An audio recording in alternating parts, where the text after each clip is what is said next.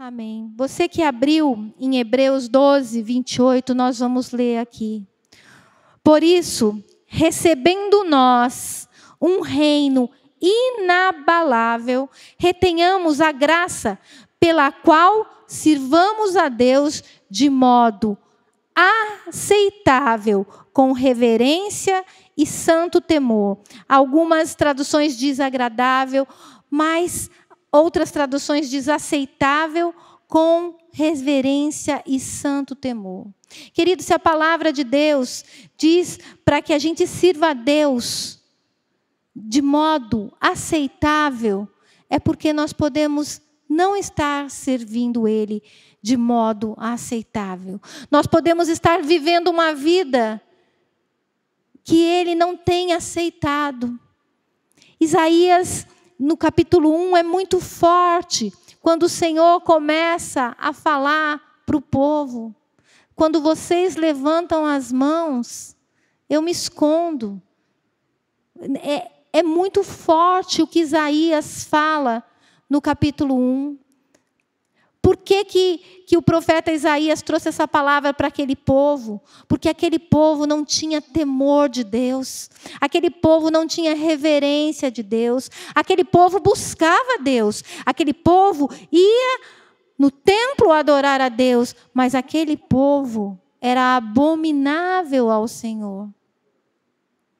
E nessa noite, o Espírito Santo, assim como Ele ministrou de manhã, Ele quer chamar a nossa atenção. A palavra de Deus diz que Deus corrige o filho a que ama. A palavra de hoje eu espero que venha te confrontar. A palavra de hoje eu espero que venha mexer com você, assim como mexeu comigo e mexeu com muitas vidas hoje de manhã. Porque é tempo de buscar a Deus. É tempo de entendermos quem Ele é. A reverência que devemos à sua presença. Deus não é o colega do teu lado. Deus não é qualquer pessoa. Ele é o santo. Ele é o Rei dos reis. Senhor dos senhores, Senhor Jesus é Rei dos reis, Senhor dos senhores. E Ele precisa não, Ele deve ser reverenciado por todos nós. E eu queria que, para que a gente pudesse entender um pouco mais isso, você abrisse em Apocalipse, para que a gente possa ver algo que já acontece no céu, algo que foi revelado para o apóstolo João. Isso está lá em Apocalipse 5. Mas antes da gente ler Apocalipse 5, eu quero falar para você, como hoje eu vou falar sobre reverência. Reverência à presença de Deus. Nós precisamos ter reverência à presença de Deus. Mas para que a gente possa falar sobre reverência, eu fui pesquisar, agora não é mais no Aurélio, não é mais no dicionário, é no Google, né? Que tem os significados. O que significa reverência? Reverência é um respeito profundo por alguém em função das virtudes, qualidades que possui ou parece possuir. É uma consideração, uma deferência. Eu não sabia, ou pelo menos se sabia, não lembrava o que era deferência. Mas deferência significa respeito à autoridade, a uma pessoa mais velha. E hoje em dia nós vivemos tempos em que isso é perdido. Nós não temos mais respeito por ninguém, pelas pessoas, por figuras de autoridade. Se for na política, então, se ela não é do meu lado político, da minha visão política, eu desrespeito até ao ponto de muitas vezes desejar a morte das pessoas. Mas a palavra diz que toda autoridade foi instituída por Deus. Quer seja político, quer seja religioso, quer seja governantes, toda a autoridade, foi o Senhor quem colocou, permitiu que estivesse lá. E Ele fala que devemos honrar e reverenciar, no caso aqui eu quero trazer para o Senhor, né? Mas respeitar, deferir, né? Deferência. Agora, a reverência é um respeito profundo por alguém. E hoje nós vamos falar dessa reverência, desse respeito profundo que o Senhor é digno, que a presença de Deus, que hoje se manifesta na forma do Espírito Santo, é digna. A palavra de Deus diz que o Senhor está sentado no trono e Jesus, o Cordeiro de Deus, está à direita, mas o Espírito Santo, Ele é Deus aqui conosco. Jesus disse, eu não vou deixar vocês sozinhos, eu vou mandar o Espírito Santo. E como temos tratado o Espírito Santo? Como você tem tratado o Espírito Santo na sua vida? Como eu tenho tratado o Espírito Santo? Nós podemos, muitas vezes, não reverenciá-lo como ele é digno de reverência. Como Deus, o Pai, é digno. Como Jesus é digno. E aqui eu quero ler, eu pedi para você abrir comigo em Apocalipse, eu quero ler. O que diz Apocalipse? Apocalipse 5:11. Vi e ouvi uma voz de muitos anjos ao redor do trono, dos seres viventes e dos anciãos, cujo número era de milhões e milhares de milhares, proclamando em grande voz: digno é o Cordeiro que foi morto de receber o poder e riqueza, e sabedoria, e força, e honra, e glória, e louvor. Então ouvi que toda criatura que há no céu, e sobre a terra, e debaixo da terra, e sobre o mar, e tudo que neles há, estava dizendo: aquele que está sentado no trono, e ao Cordeiro, seja o louvor, a honra e a glória e o domínio pelos séculos dos séculos. E os 4 seres viventes respondiam: amém. Também os anciãos prostraram-se e a adoraram. Querido, aqui diz, né, que toda criatura, não só os filhos, vão adorar e honrar o Cordeiro. Eu e você o conhecemos. Temos adorado, temos honrado o Senhor com a nossa vida. E é sobre isso que eu quero falar com vocês nessa noite. Eu acredito que se você está aqui, se você está aí nos assistindo, se você parou esse momento para estar ouvindo uma ministração da palavra, adorando o Senhor juntos no louvor, é porque você ama Deus, você quer Deus. E eu tenho certeza que você quer mais de Deus. Eu acho que eu vou te perguntar aqui, você que está aqui, você quer mais de Deus? Se você quer mais de Deus, levanta a mão. Olha, eu acredito que 100% das pessoas querem mais de Deus.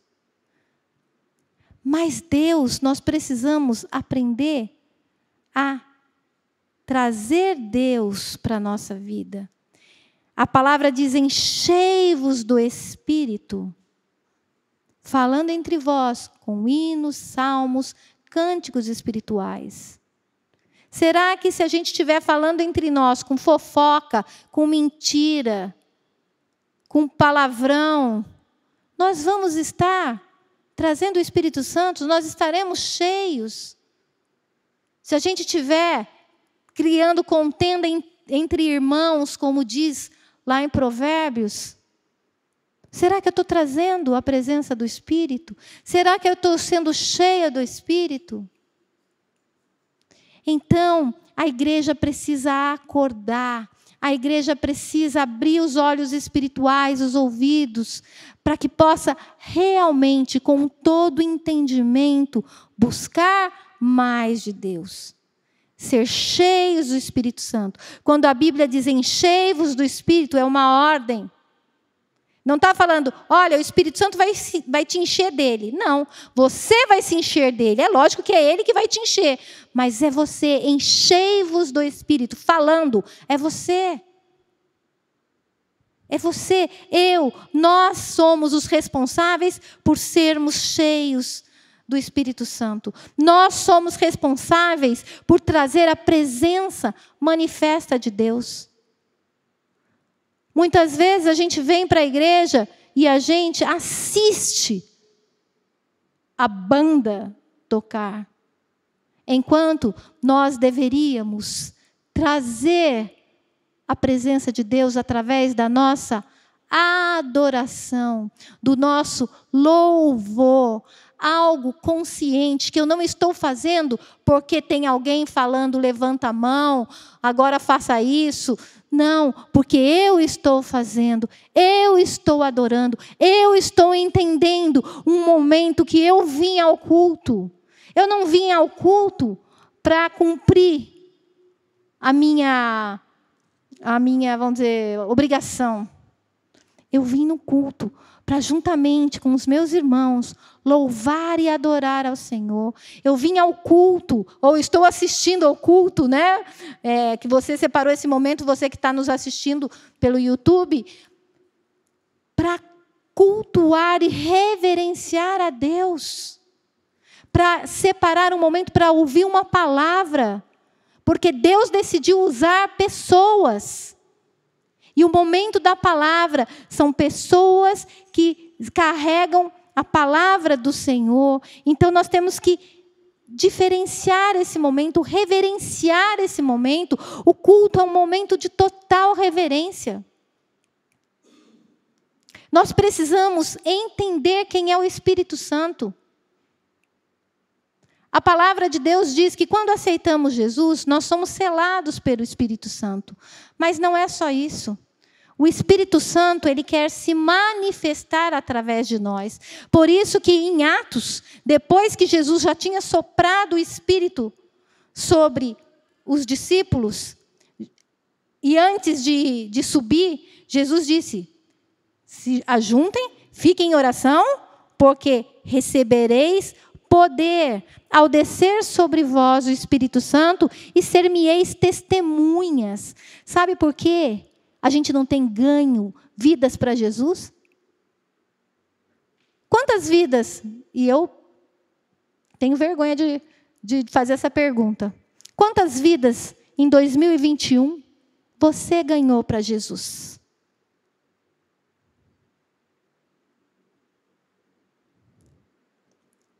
Eu não estou falando isso para a gente ficar se sentindo acusado. Eu estou falando isso para que a gente se arrependa e fale: Senhor, eu preciso mais do Teu Espírito. Nós cantamos aqui, queridos. Nós estamos fazendo uma conferência que chamará Cartas Vivas. Nós temos sido cartas vivas? As pessoas têm lido Jesus em mim e em você?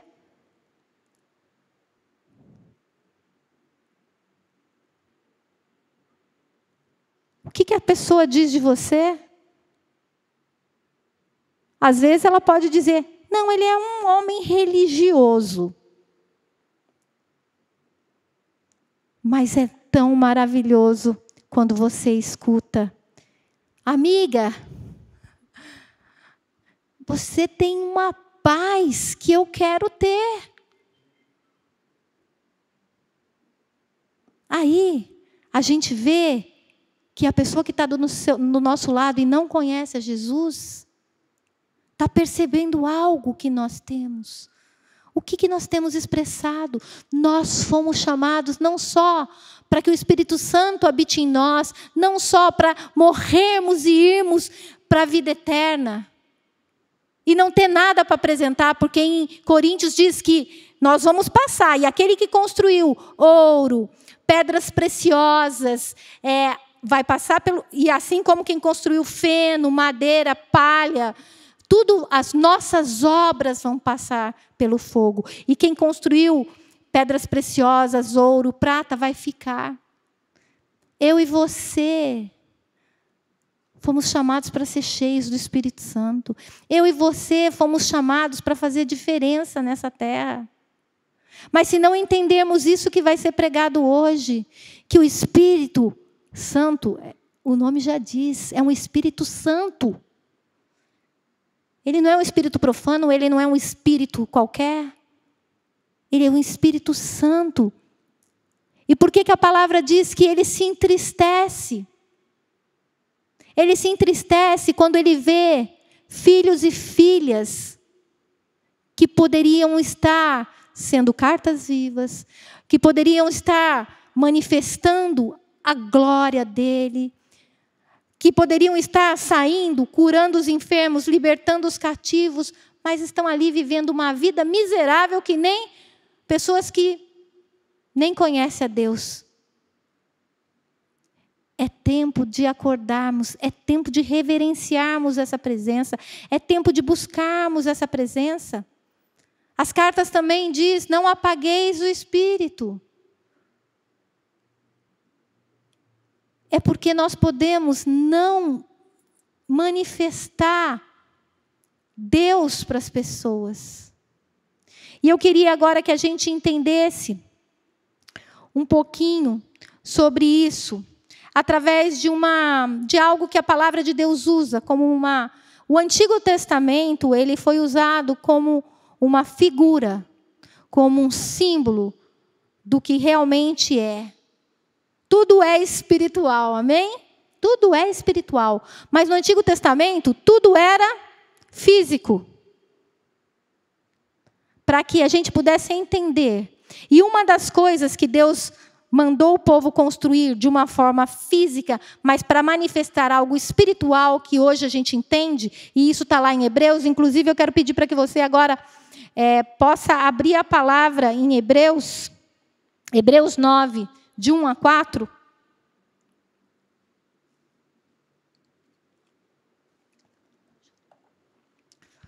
Uma coisa, como eu disse, que foi físico, foi construa uma arca.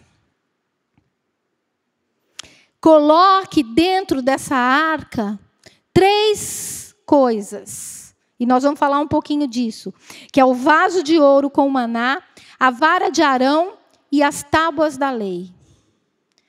E Deus fala para Moisés, né? Foi para Moisés que ele deu a instrução. Ele fala assim, a arca vai se chamar a arca da aliança, ou a arca do concerto, ou a arca do testemunho. Alguns lugares falam a arca de Deus, mas ela era mais conhecida como a arca da aliança, onde Deus fala, eu virei habitar no meio do meu povo, através dessa arca, e a minha presença estará nessa arca.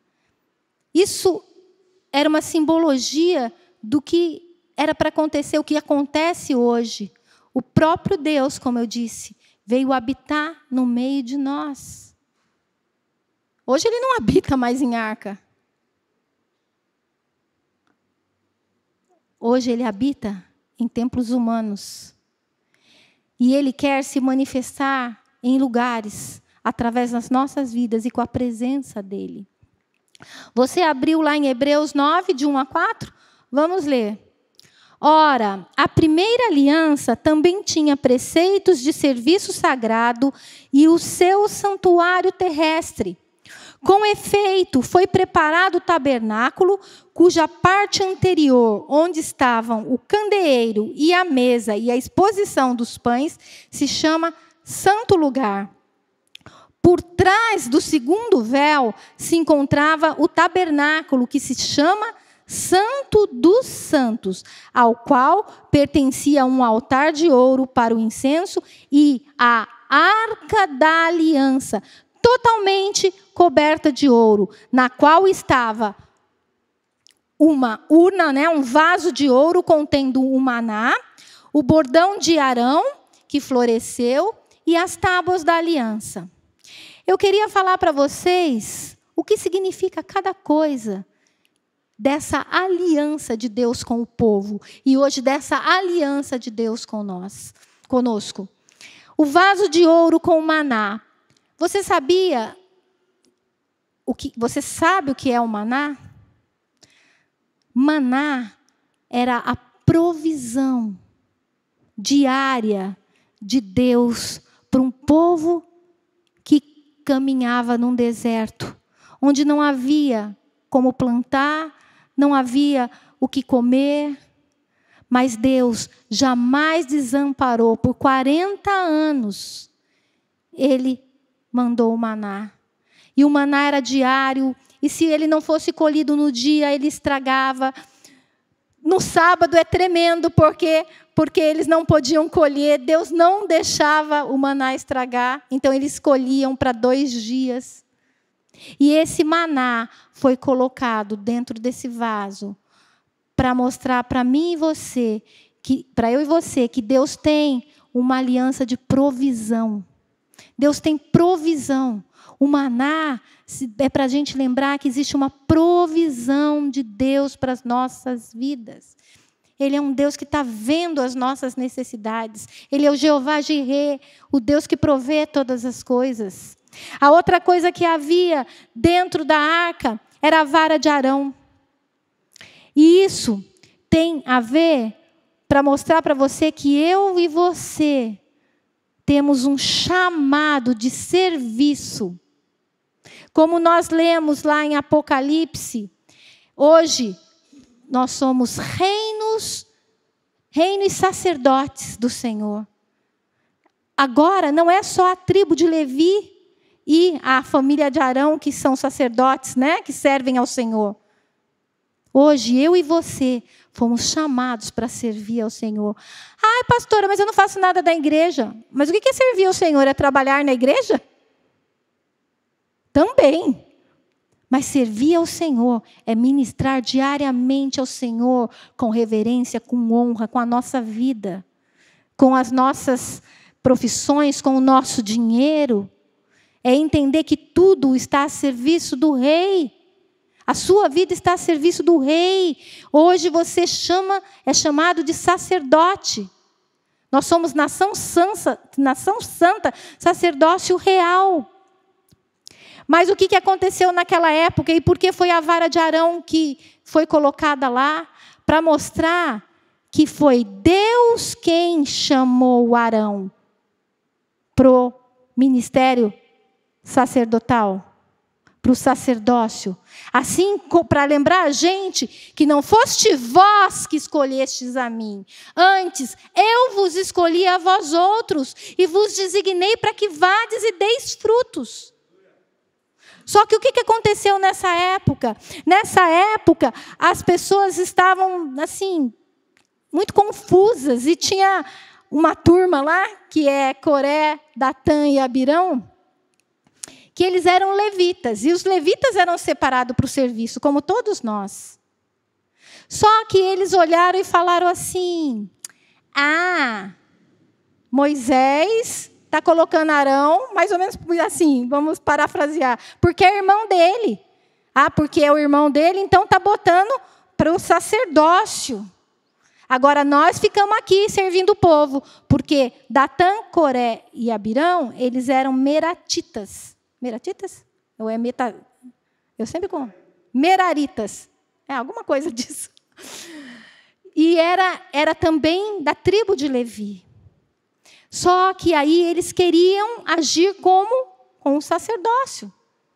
E aí a palavra diz que Deus orienta Moisés e eles vão lá e eles atuam como o sacerdote. E a palavra de Deus diz que daí Moisés fala assim, se o que eles estão fazendo vem de Deus, estou parafraseando também, gente, mas por isso que nós temos que ler a Bíblia, para você entender direitinho essa história.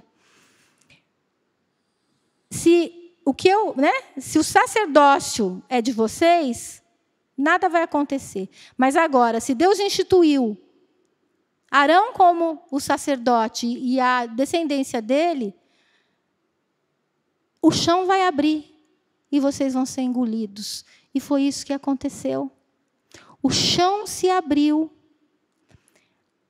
Datã, Coré, Abirão, as famílias, todos aqueles, a palavra diz que todos aqueles que estavam com eles foram tragados pela terra e a terra fechou. Como eu disse assim hoje de manhã, eu falo assim, que coisa mais fantástica do que isso? Ler a Bíblia é melhor do que ver esses quadrinhos de Marvel, dessas coisas aí, porque é muito mais interessante. E ali o que acontece? Deus institui, fala assim, eu chamei. E ele fala para Moisés, coloca 12 varas das 12 tribos. E da tribo de Levi coloca o nome de Arão. E aquela que florescer, mostra que fui eu que chamei. Querido, não tenha medo. Se Deus te chamou, simplesmente mantenha a presença.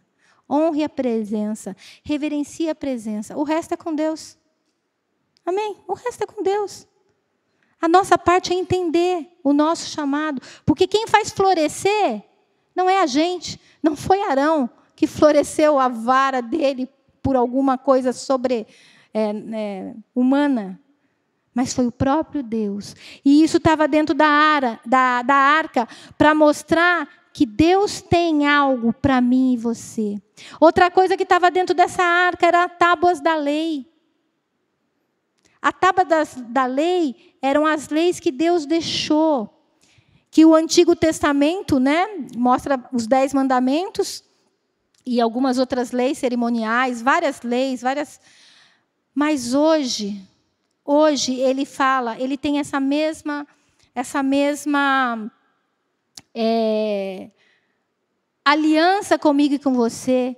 Hoje, a palavra não está mais escrita em tábuas. Ela foi escrita no meu e no seu coração. E a palavra de Deus diz que ela é lâmpada para os nossos pés e luz para os nossos caminhos. Então, Deus tem uma aliança também de direção para mim e para você. Você precisa de direção? Você precisa viver os propósitos de Deus? Você quer? Busque conhecer a palavra de Deus. Busque conhecer Jesus. Então, para a gente entender essa aliança, essa presença de Deus, ela é simbolizada pelo o vaso de ouro com maná, que significava provisão, a vara de Arão, que significava o nosso chamado, e as tábuas da lei, que significa direção. Isso é uma coisa que Deus deu para mim, tá? Não está escrito na Bíblia, não. Direção, provisão, chamado, mas é algo que se pode entender por essas coisas que a gente acabou de falar. Agora eu quero trazer essa parte, é muito importante. Porque aí eu só estava mostrando que a aliança é a presença de Deus no nosso meio. Mas agora eu quero saber, você tem tratado a presença de Deus com reverência? Na sua vida, nos seus relacionamentos, no seu casamento, com seu pai, com a sua mãe. Você tem tratado com reverência Deus dentro da igreja, no seu ministério, no seu GR? Nós precisamos entender que nós vamos começar quarta-feira de volta aos GRs. Não é qualquer dia. Não é simplesmente um dia que eu vou lá estar com os meus amigos, meus irmãos. Não. Você vai estar lá porque Jesus vai estar lá. Amém? Jesus disse, quando 2 ou mais se reunirem no meu nome, eu estarei presente. Então nós temos que tratar aquele momento com reverência, porque o Senhor Jesus vai estar lá. E porque Ele vai estar lá, eu creio que vai acontecer milagres, sinais, prodígios. Aquele que precisa de cura vai ser curado, aquele que precisa de uma libertação vai ser liberto, aquele que está passando por alguma necessidade, nós vamos orar, né? Cada GR vai estar orando. E nós vamos viver o que Deus tem. E nós precisamos tratar com reverência. E por que eu falo isso? Porque nós podemos tratar com irreverência. E eu quero contar para vocês agora um pouco de pessoas que trataram a presença de Deus com irreverência. Abra comigo lá no livro de 1 Samuel 2.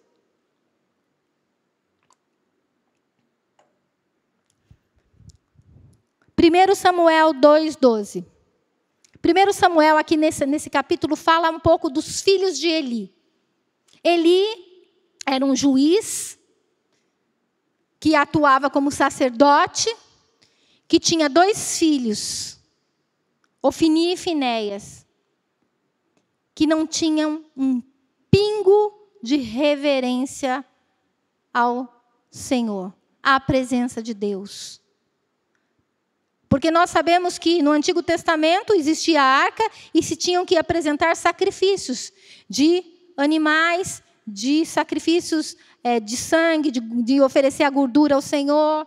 E a palavra conta aqui o que os filhos de Eli faziam. Leia comigo, 1 Samuel 2,12.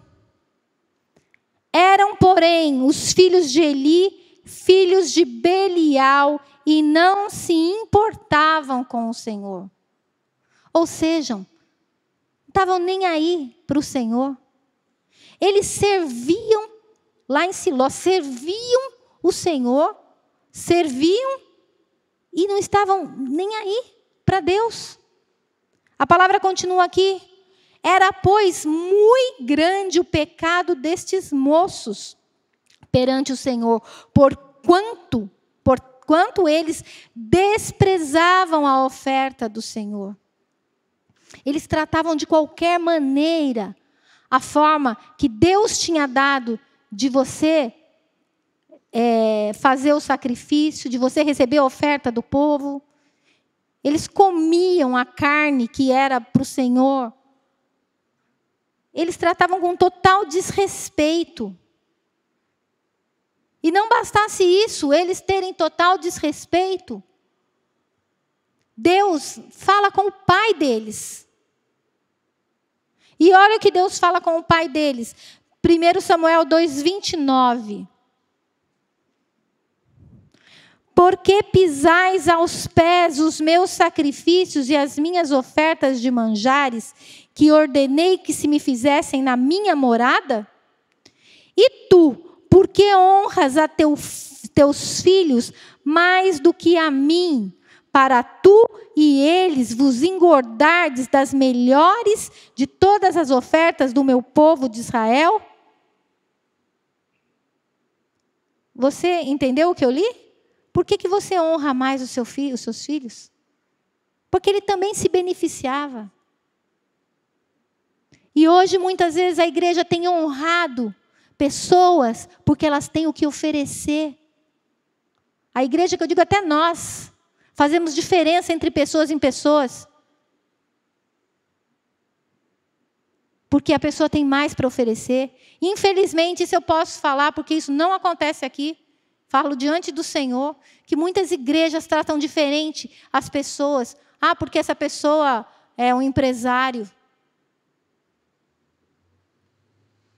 Eu fui tratada diferente porque eu era dentista. E isso sempre me fez muito mal, não me fez bem. Então nós não podemos, nós temos que honrar a Deus. E o que Deus continua falando aqui, versículo 30.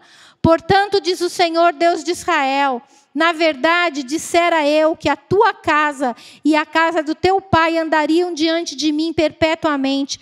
Porém agora, diz o Senhor, longe de mim tal coisa, porque aos que me honram, honrarei. Porém, os que me desprezam serão desmerecidos. Você acha que Deus mudou?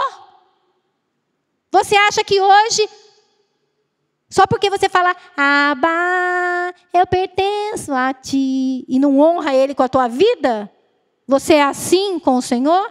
Não. Estou falando para pessoas, né, que cantam, mas não vivem. Não, porque a palavra de Deus diz exatamente isso. Aos que me honram, honrarei. Porém, aos que me desprezam, serão desmerecidos. Os filhos de Eli não tratavam a presença de Deus com honra. Eli não honrou a Deus quando não repreendeu os filhos também. Então nós precisamos voltar a entender o princípio de honra, a honra, o princípio de reverência a Deus. Sabe quando a gente canta que ruja o leão, que a terra estremeça diante da majestade de Jesus? É exatamente isso que a música diz que existe. A majestade de Jesus. Nós não podemos tratar um rei de qualquer forma. Você não trataria um rei, uma pessoa, de qualquer forma. Não se fazem, né? Para você ir em nações, existem protocolos e protocolos de de reverência às autoridades. Mas nós não reverenciamos ao Senhor. Essas irreverências fazem com que a presença de Deus não seja honrada. E Ele é digno, querido, do nosso louvor, da nossa adoração, da nossa honra. E aqui a gente vê que as pessoas não entendiam o que era a arca, no caso, a presença de Deus. Nesse mesmo tempo, teve uma guerra. E estavam lá o exército, e estavam lá os governantes lá no exército, e o povo começou a perder a guerra. E as pessoas começaram a morrer. E a hora que perdeu a guerra, começou a perder a guerra, eles pararam e falaram assim, nossa, por que Deus não está nos ajudando? Nossa, nós precisamos trazer a arca. Porque se a arca vier, aí nós vamos ter vitória. Mas vamos ler aqui o que a palavra de Deus diz. 1 Samuel 4, 4 a 5. Acompanha comigo. Israel estava sendo derrotado. E se lembraram de trazer a arca da aliança. Não porque a arca da aliança era algo importante para estar no meio deles, em cada luta, em cada necessidade, em cada guerra. Não, porque se eles estivessem ganhando, nem aí para a arca. Mas eu comecei a perder. Aí eles lembraram da arca. E a palavra diz aqui, mandou, pois, o povo trazer, versículo 4:4, capítulo 4, versículo 4. Mandou, pois, o Senhor trazer de Siló a arca. Mandou, pois, o povo trazer de Siló a arca do Senhor dos Exércitos, entronizado entre os querubins. Os 2 filhos de Eli, Ofni e Finéias, estavam ali com a arca da aliança de Deus. Ou seja, Ofni e Finéias estavam lá, porque eles serviam a Deus, daí eles foram lá, estavam junto com a arca. Aí a palavra continua aqui. Sucedeu que, vindo a arca da aliança do Senhor ao arraial, rompeu todo o arraial em grandes brados e ressoou a terra. Ofni e Finéias morreram. Houve grande derrota. Não adianta a gente fazer barulho, não. Né? Não é isso que vai agradar ao Senhor. Isso eu falei de manhã e eu vou falar de novo agora. A presença de Deus não é um amuleto. Eles trataram a presença de Deus como um amuleto. Estamos perdendo? Precisamos de vitória? Deus é um Deus que dá vitória. Mas você não deve ir atrás da vitória. Só da vitória. Porque nós hoje, pode ser que um dia Deus mude, não somos uma igreja que fica fazendo campanha. A campanha da vitória, 7 dias da vitória. Sabe por quê? Porque eu não quero ensinar você a vir buscar a Deus, buscar a vitória. Eu quero ensinar você a buscar a Deus que dá a vitória. E você vai ter a vitória. Porque as pessoas vão mesmo. E Deus faz, porque Deus é bondoso. Deus, a pessoa vem com fé, faz. Mas você vai tratar Deus como um amuleto. E Deus não é amuleto. A palavra de Deus, ela é poderosa. A presença de Deus é majestosa. E tanto foi assim que diz que Ofni e Finéias morreram e houve grande derrota. Se simplesmente botasse a presença de Deus só durante a vitória, sem honra, sem reverência, sem entendimento, não quer dizer que nós vamos ter a vitória. E aí acontece o quê? Depois dessa grande derrota, a arca é levada. E a arca é levada. E ela é colocada dentro de um templo de Dagom, que era o deus dos filisteus. E é interessante, porque uma arca que não deu vitória para o povo, foi colocada dentro desse templo. E no outro dia, quando eles entraram no templo, o Deus deles estava caído de frente da arca. Aí eles pegaram, levantaram o Deus, né? Devia ser uma estátua do Deus deles. Aí, de repente, no outro dia, eles entraram no templo de Dagom. a estátua estava caída diante da arca, com a cabeça quebrada e as 2 mãos quebradas. E Deus permitiu isso para mostrar.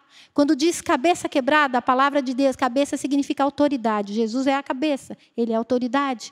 Ali está falando que Deus nenhum, Deus minúsculo, né? Tem autoridade diante de Deus. Mãos quebradas falam de ação. Deus nenhum tem poder de atuar quando a presença de Deus está. Querido, a presença de Deus está tão forte, está tão manifesta na tua vida, que os inimigos, os deuses falsos, estão caindo por terra? Estão quebrando a autoridade? Ou não? Nós precisamos entender o que a presença de Deus significa. Aí, o que acontece? A hora que eles viram, eles falaram assim, nossa, esse Deus do povo, ele é forte. O Deus dos judeus é forte lá. Então, vamos fazer o seguinte, vamos mandar esse para outro lugar, para outro canto. Mandou para uma outra cidade. O que aconteceu? Veio uma maldição mesmo. Eles ficaram cheios de úlceras. Aí eles falaram, nós não queremos, não. Mandou para outro lugar. Foram 5 lugares onde que teve. Tanto que aí, a hora que eles viram, não, pelo amor de Deus, quando chegou na última cidade, a palavra conta assim, não, aqui não, o Deus deles não, aqui não. Aí, eles consultaram os magos, e isso é interessante, eles consultaram os sacerdotes deles e adivinhos, a palavra diz, o que eles iam fazer. E aí, os adivinhos e os sacerdotes de outro Deus, né, do Dagon, falou assim para eles, faz um carro novo, põe 2 vaquinhas, né, e põe 5 figuras de úlceras, né, do jeito que eles tinham, e 5 ratos, que teve uma praga dos ratos também. E manda embora. Se eles atravessarem e forem para o outro lado, foi Deus que fez. Se eles ficarem aqui, foi uma coincidência. E o que acontece? A palavra diz que a arca vai com as 2 vaquinhas, as vacas levam, sem condução nenhuma, a arca para o povo de Israel, para Bet-Semes, uma cidade. A hora que chega lá em Bet-Semes, o que acontece? Tem um pessoal curioso que vai tratar a arca sem reverência, e a palavra diz que 70 foram olhar dentro da arca e morreram. Porque não tiveram reverência. Olha como é sério. Naturalmente falando, era uma caixa coberta de ouro, com 3 objetos dentro, mas trazia juízo naqueles que não tinham reverência. E hoje é a mesma coisa. Você fala assim, mas isso era Antigo Testamento. E Ananias e Safira? Eles mentiram. E a palavra de Deus conta que eles foram fulminados, porque eles não mentiram a homens, mas eles mentiram ao Espírito de Deus. Mas espera aí. Eles mentiram para Pedro. Eles mentiram para os apóstolos. Será que hoje a mentira é tolerável? Devemos dar graças a Deus. Não posso, eu acho que eu não queria dar graças a Deus, porque o que acontece é o que, naquela época, a presença manifesta do Espírito era tão forte que o juízo veio de imediato. Agora, a gente peca, não se arrepende, não acontece nada. E a gente acha que está numa boa. De Deus não se zomba. Deus continua sendo o mesmo. E aí o que acontece? Essas 70 pessoas morrem ao olharem dentro da arca. Aí o que acontece? De novo, eles pegam a arca e falam assim, também a gente não quer aqui, não. Então, eu vou mandar para Kiriat Jearim, na casa de Abinadab. E lá a arca fica por muitos e muitos anos. Até que Davi resolve se preocupar com a arca, com a presença de Deus.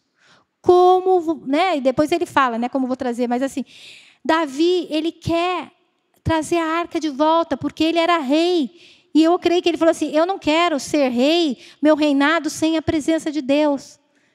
E Saul, que foi rei antes dele? Nenhum lugar fala que Saul quis trazer a arca de volta para perto dele, para o reinado dele, como ele como rei. Saul era irreverente. Saul tinha o título. Foi ungido rei. Mas ele não amava a presença de Deus. Ele não reverenciava a presença de Deus. Então não importa o título que você tem, ou o cargo que você exerce, se você reverencia a Deus, isso é honra. Você pode estar na empresa lá, o CEO, né? Mas, se você não reverencia a Deus, se você não agradece, isso não vale de nada. Isso não vale de nada. E Davi quis trazer a arca. E Davi tinha o coração certo. Ele quis trazer a arca de todo o coração. Ele tinha o propósito certo. Ele queria a arca perto dele. Ele tinha tudo para dar certo. Mas ele fez um plano. E o plano dele estava errado. Por quê? Porque a gente não sabe, né?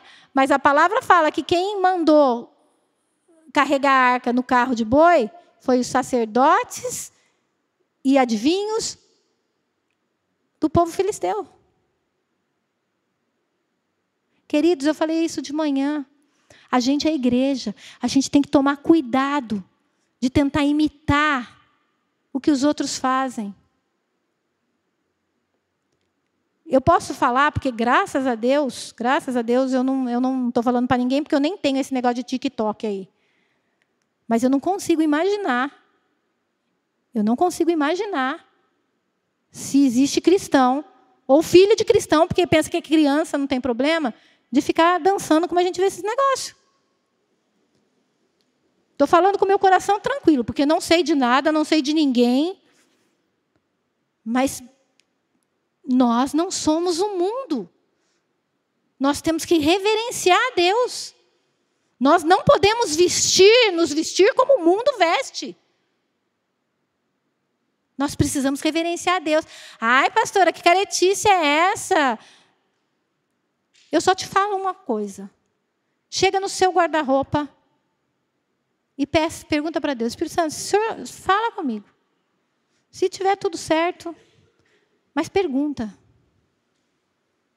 Nós não somos todo mundo. Nós temos que reverenciar a Deus com tudo, com nossa vida, com o nosso corpo, com os nossos bens. E nós vamos falar isso um pouquinho mais para frente. Nós precisamos tratar Deus com reverência. Reverência. E aí a gente vê o quê? Que Davi, ele imitou, ou fez como o outro povo fez, e Uzá estava ali, e Uzá tocou na arca, que não podia tocar também. Por quê? Porque a forma de Deus era específica. A minha presença, ela tem que ser carregada no ombro pelos levitas, uma tribo separada, não era qualquer um. E aí a gente vê toda a história de Davi, que quando Uzá morreu, ele entrou em choque. Porque ele falou assim, puxa vida, Deus, eu estou querendo trazer o Senhor, a tua presença. Né? O rapaz foi lá, o boi tropeçou, né? A Bíblia diz. E o cara foi segurar a arca para não cair. Era uma coisa boa, não era?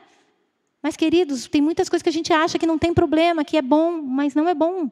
Então, nós temos que saber como Deus fala. E hoje nós temos o manual. Assim como eles tinham a lei de Moisés, que ensinava como que a arca deveria ser carregada. Querido, existe uma forma para você carregar a presença de Deus. Não é de qualquer jeito, é isso que eu estou falando. Não é de qualquer jeito que vamos carregar a presença de Deus. Deus, ele precisa ser reverenciado em nós. É lindo ver, eu amo biografia de homens e mulheres de Deus que carregam a presença de uma forma manifesta.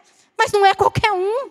São pessoas consagradas, são pessoas separadas, são pessoas que honram a Deus em tudo, com toda a vida, com todas as coisas. Esses carregam a presença de Deus e fazem a diferença. E eu falei hoje de manhã, e o Senhor está me colocando agora, isso não está nem na minha palavra. Mas usar, Ele fez da maneira errada, e cada vez que não fazemos da maneira certa, Uzá foi fulminado, morreu. Mas eu e você vamos morrendo, espiritualmente aos poucos, dia a dia. Isso gera morte quando não agimos, quando não cumprimos, quando não honramos Deus com a nossa vida, com o nosso corpo. O nosso corpo é templo do Espírito Santo, querido. Zele por isso. Se você é solteiro, zele por isso. Se você é casado, zele por isso. Ou qualquer um, ou seja, se você zele por isso. Nós não podemos tratar a Deus com irreverência. Uzá morreu. E nós também não vamos ficar imunes quando tratamos Deus com irreverência. Existe uma maneira de trazer a presença de Deus e tem que ser da maneira correta. Mical foi outra que tratou a presença de Deus com irreverência.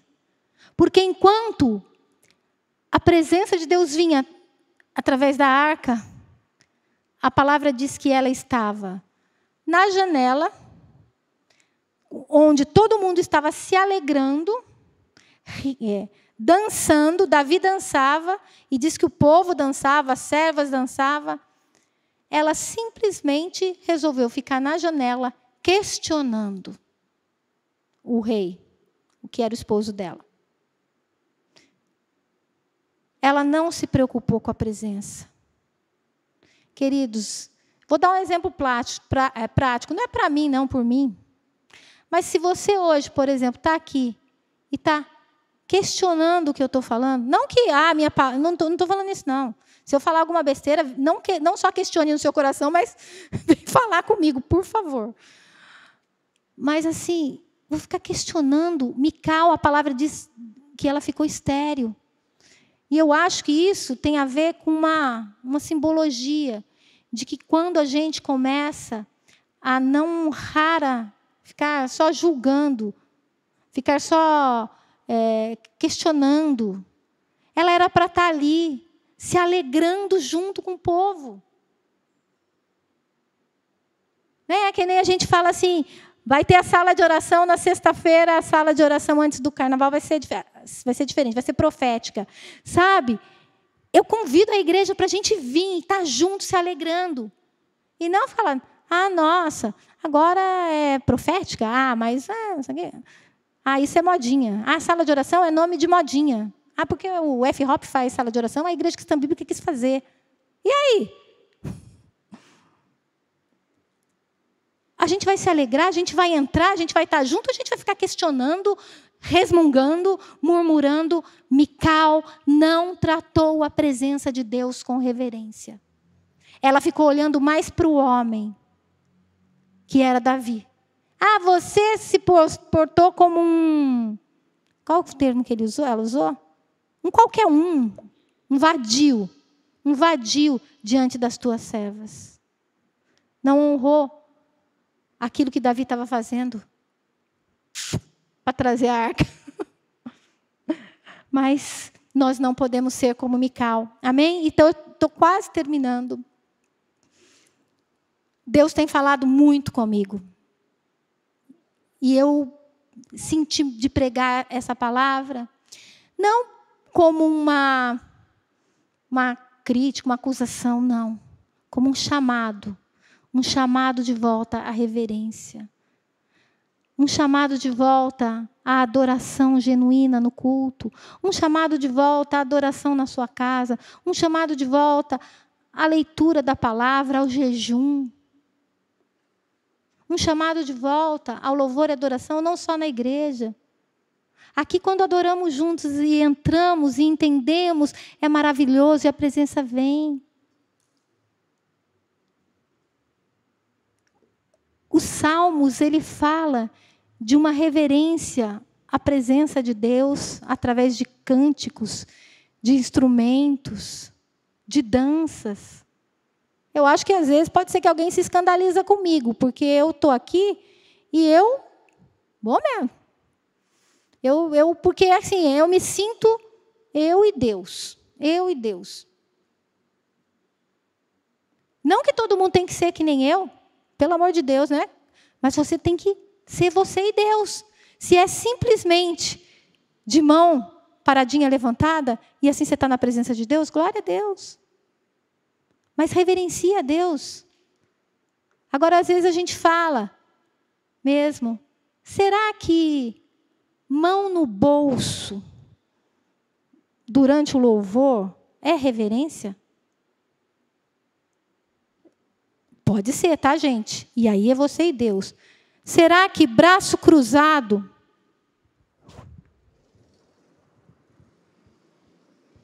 é reverência? Segundo linguagem corporal, braço cruzado é que você está resistindo àquilo que...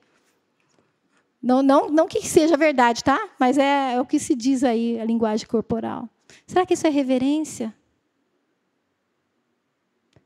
É como eu disse, de repente você está sentado, ou porque você está com uma dor, ou porque naquele dia você está cansado, mas você está em espírito. Não tem problema. Sabe, Deus não é quadradinho, que Ele só vai ser adorado se você ficar pulando. Não, mas você tem que ter reverência pela presença, pelo momento que você está. Nós precisamos ter essa reverência. E Deus começou a chamar minha atenção para algumas coisas na minha vida. Isso não tem a ver com reverência, mas tem a ver... assim, Deus me chamou a atenção. Eu era uma pessoa que jejuava muito. Fazia jejum até louco. Jejum de ficar sem tomar água, sem comer 3 dias. Coisas assim que... né, de ficar de líquido muitos e muitos dias. Que não acho que é louco, eu acho que é jejum. E aí você começa. Ai, eu estou velha. Ai, agora... ai, não, eu vou ficar fraca. Vou ficar fraca. Gente... eu preciso reverenciar a Deus com o meu corpo. Quando eu faço jejum, eu estou mortificando a minha carne. Eu estou fortalecendo o meu espírito. Eu estou abrindo o meu espírito, meus ouvidos espirituais, meus olhos espirituais. Nós precisamos reverenciar a Deus com o nosso jejum, com a nossa oração, com a leitura da palavra. Eu não acredito que a gente passa mais tempo no celular, nas redes sociais, do que lendo, adorando e ouvindo. E muitas vezes, e muitos dias, eu faço isso. Então, não estou pregando para você, não. Eu estou pregando para mim. Ah, mas eu sou pastor, eu tenho que ficar no WhatsApp, porque é muito... É verdade. Isso não é uma mentira. Às vezes você trabalha, você precisa. Mas... o problema não é ficar no WhatsApp, o problema não é ficar no Instagram, o problema não é olhar o seu Face, o problema não é assistir vídeo no YouTube. O problema é reverenciar Deus com a tua vida. Com a tua vida. É isso que Deus está nos pedindo. E Deus usou o pastor Milton. Quem esteve aqui no dia que o pastor Milton pregou de manhã? Acredito, não sei. Quem estava? Tem algumas pessoas. O pastor Milton... ele, no momento da pregação dele, ele falou sobre honra. E ele falou sobre bolo de aniversário. E ele falou assim, o bolo, quando você corta vários pedaços, o bolo em vários pedaços, né? O bolo é o mesmo. Mas quando você pega o primeiro pedaço e você dá para uma pessoa, você está honrando essa pessoa. Você está distinguindo essa pessoa. E nessa hora, Deus falou ao meu coração, com relação à nossa igreja. Deus falou assim para mim, no momento do dízimo e das ofertas, vocês não estão me honrando. Mas não vocês, assim, de dar dízimo. A igreja, a maneira como nós tratamos o dízimo e oferta. Porque no final, antes da pandemia, a gente até fazia isso. Mas depois da pandemia, a gente voltou. E se vocês lembram, né, até alguns domingos atrás, a gente estava assim, olha, então, nós estamos terminados, nós vamos fazer uma oração agora, Senhor, obrigada pelos dízimos, pelas ofertas, né, abençoa a semana, está terminado. Ah, se quiser, você traz aqui. E o Espírito Santo falou ao meu coração, vocês não estão me honrando. E na hora, eu falei, tá certo, Deus. Fui falar com os pastores, fui falar com meu marido falou, senti a mesma coisa. E eu queria ler com você, porque esse negócio de honra é muito interessante. Malaquias fala isso, de você servir a Deus com seus bens, de qualquer forma. Abre comigo lá em Malaquias 1.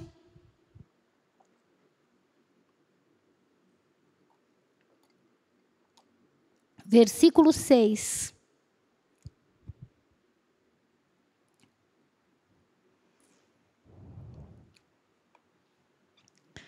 O filho honra o pai, e o servo ao seu senhor.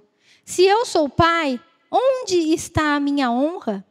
Se eu sou o Senhor, onde está o respeito para comigo?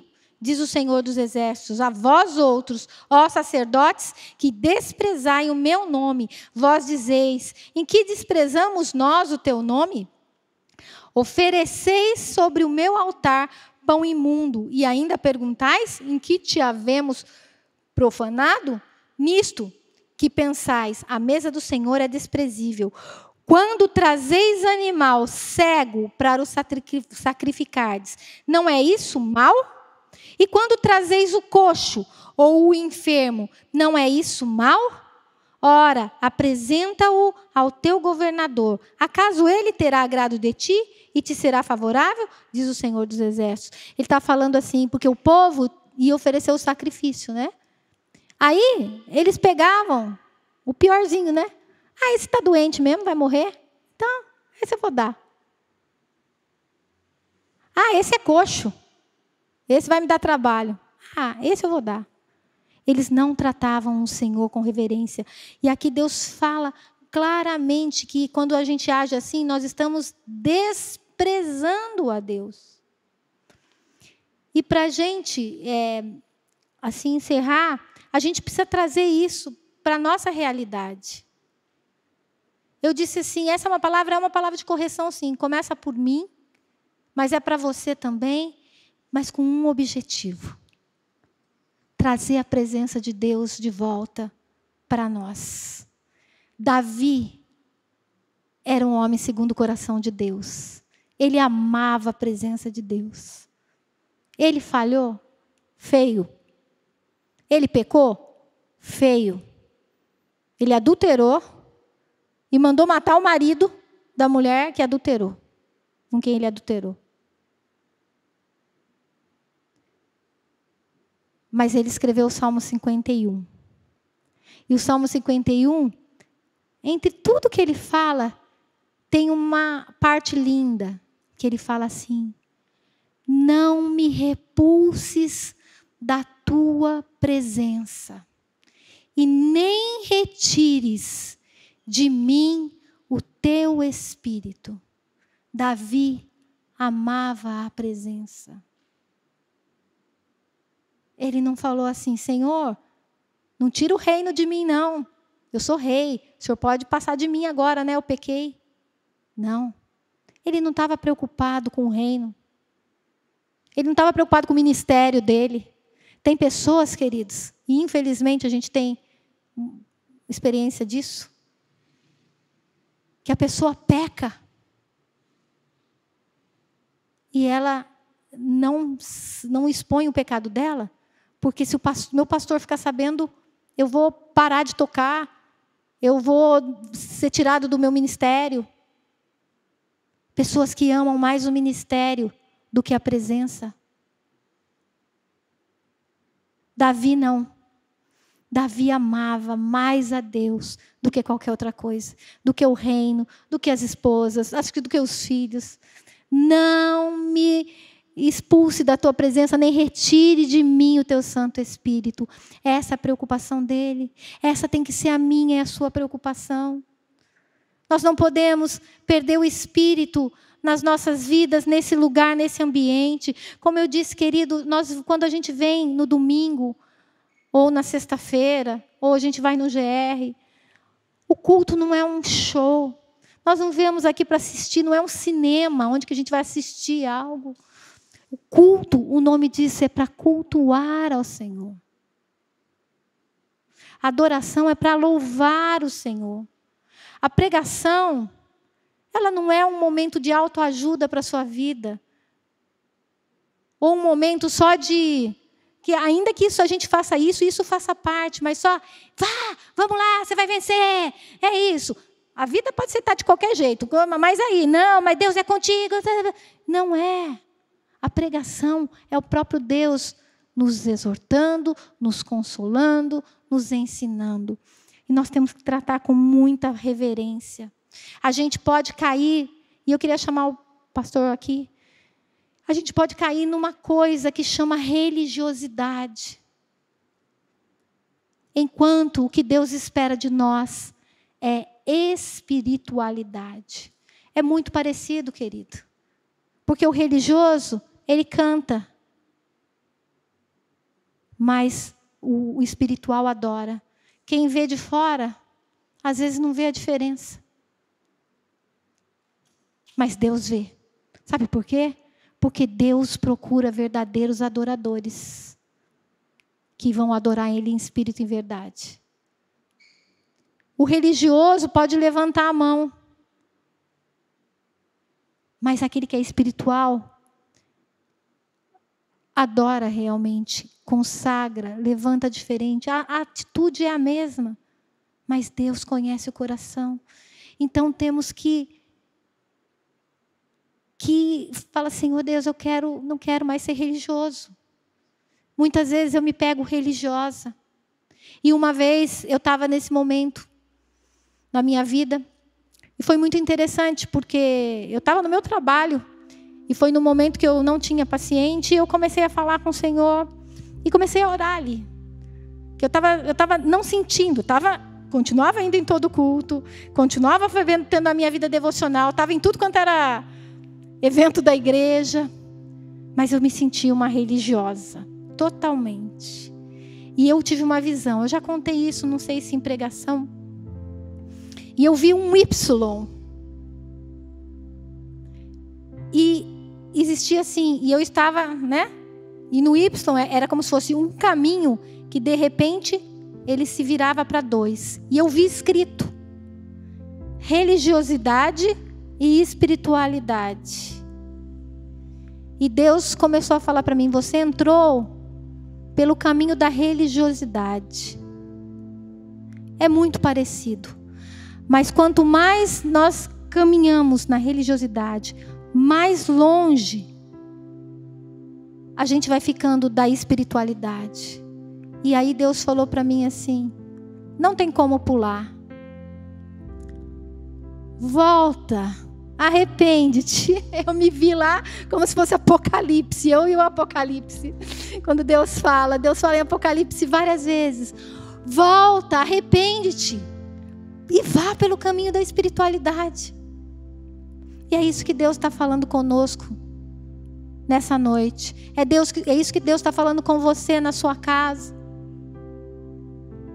Se você se sente religioso e não sente mais espiritualidade, volta, arrepende. Vamos de voltar ao primeiro amor, à prática das primeiras obras. Vamos realmente adorar o Senhor, vamos reverenciar a sua presença, a sua palavra nas nossas vidas. E eu queria que nesse momento nós começássemos a falar com Deus, a reverenciar, se necessário for, pedir perdão.